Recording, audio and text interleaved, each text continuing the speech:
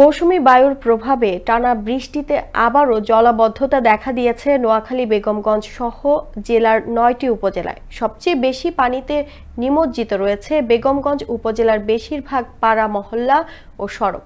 পানি ঢুকে পড়েছে বাসা বাড়ি ও বিভিন্ন ব্যবসা প্রতিষ্ঠানে। খাল সংস্কার সহ জলাবদ্ধতা নিরসনে সম্মিলিতভাবে কাজ করার আশ্বাস উপজেলা প্রশাসনের। নোয়াখালী জেলা প্রতিনিধি মোহাম্মদ নাজিম উদ্দিন মিলনের পাঠানো প্রতিবেদনে বিস্তারিত জানাচ্ছেন সহকর্মী জয়নাল আবেদিন।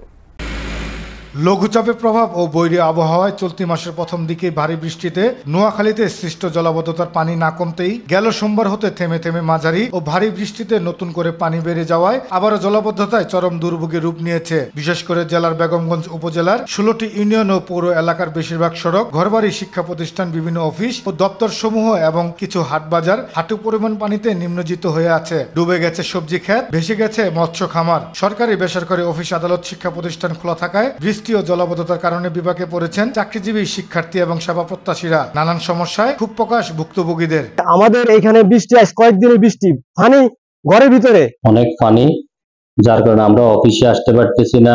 মাঝদিশারের পানি আমাদের এখানে আসতেছে, মাঝদিশারের ময়লা আসতেছে, গাড়ি উল্টে যায়, আমরা গাড়ি চালাতে পারি না, পানিও বাড়ি গেছে অনেক। এই জলাবদ্ধতার কারণে রোগ ব্যাধি হচ্ছে। এদিকে জেলার প্রধান স্টেডিয়ামটিতে পানিতে জমে থাকায় মাঠে খেলতে না পারায় হতাশ জেলার তারকা খেলোয়াড় সহ অন্যান্যরা।